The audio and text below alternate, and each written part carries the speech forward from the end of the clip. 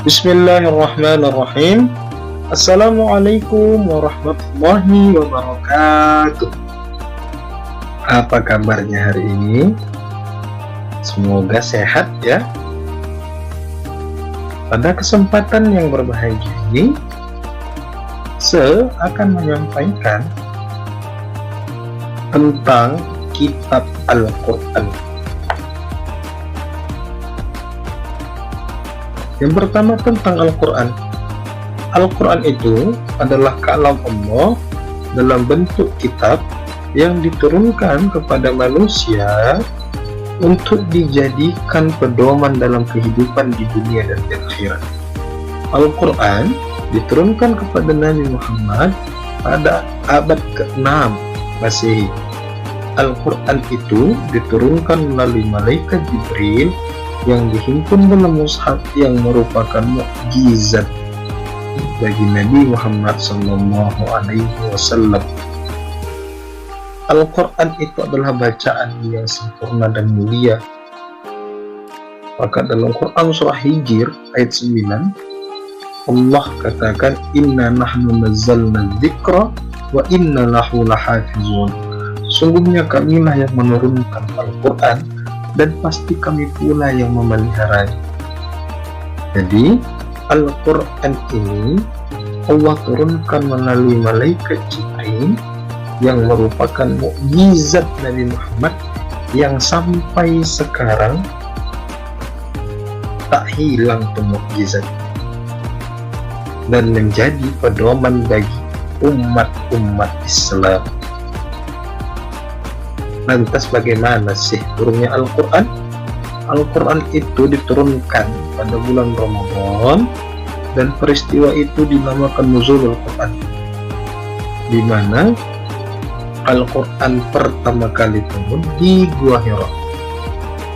Saat itu Rasul sedang berada di Gua Hira bertahanus di usianya yang ke-38 tahun. Ketika di bulan Ramadan ia naik ke Gua Hira, ia bertahanus di setiap malam di bulan Ramadan.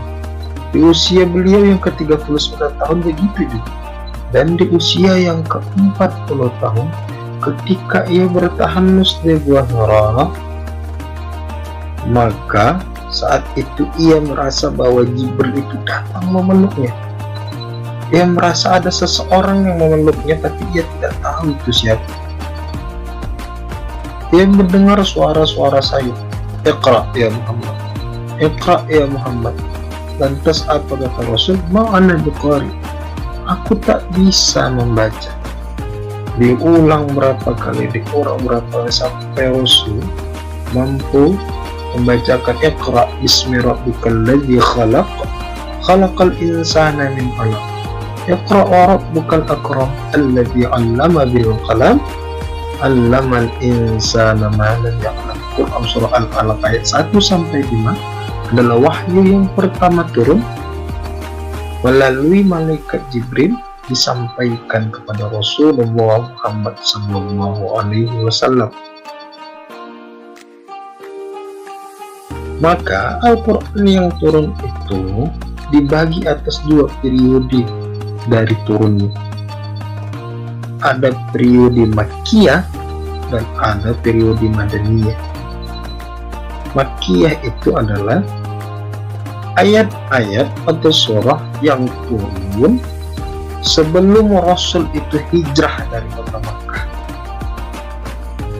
Sedangkan Madaniyah adalah surah-surah atau ayat yang Allah turunkan kepada Rasulullah Muhammad SAW setelah Rasul itu hijrah dari kota Makkah. Adapun karakteristik dari surah Makkiyah dan surah Madaniyah. Surah-surah Makkiyah itu tentang tauhid, tentang ketuhanan, tentang keimanan. Karena pada saat itu orang-orang Makkah, Rasul itu menghadapi orang-orang kafir Quraisy yang secara tauhid, secara keimanan tidak beriman kepada Allah. Makanya banyak surah-surah yang menjelaskan tentang itu. Contohnya, Qul huwallahu ahad, Allahus samad, lam yalid wa lam yulad wa lam yakul lahu kufuwan ahad. Tentang keesaan Allah. Mayoritas surahnya pendek-pendek. Umumnya turun di kota Makkah, dan surah itu diawali dengan lafal ya ayyuhan nas. Ya ayyuhan nasu inna khalaqnakum min dzakari wa untha wa ja'alnakum syu'uban wa qabaila lita'arafu. Salah satu contoh dari surah Makkiyah. Lalu surah Madaniyah, isinya surah itu atau ayat itu tentang syariat, tentang muamalah, tentang hukum, tentang ibadah. Mengapa berbeda? Karena ketika di Madinah, Rasul itu sudah menghadapi situasi dan kondisi yang berbeda. Ia menghadapi orang-orang muslim, ia memimpin orang-orang muslim, maka tidak lagi keimanan yang dibahas, tapi apa? Tentang syariat, tentang hukum Islam, tentang muamalah, bagaimana beribadah. Dan surah Madaniyah, mayoritas surahnya panjang-panjang. Umumnya turun di kota Madinah, dan surahnya ini diawali dengan ya ayyuhalladzina amanu.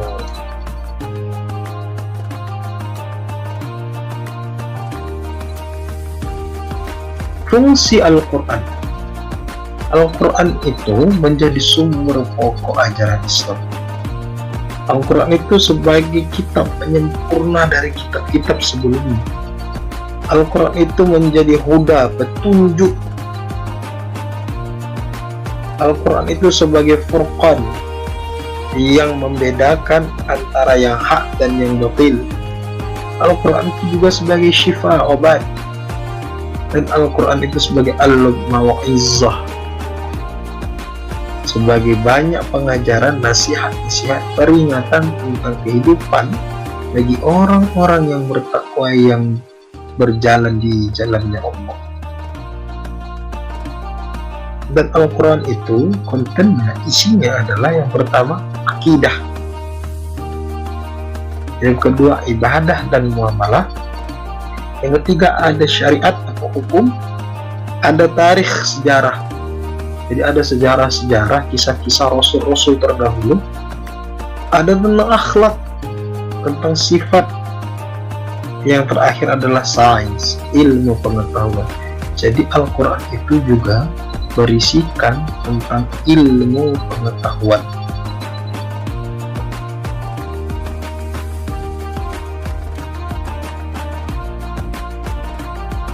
Baik, mungkin ini saja yang dapat kami sampaikan. Terima kasih, semoga bermanfaat. Assalamualaikum warahmatullahi ta'ala wabarakatuh.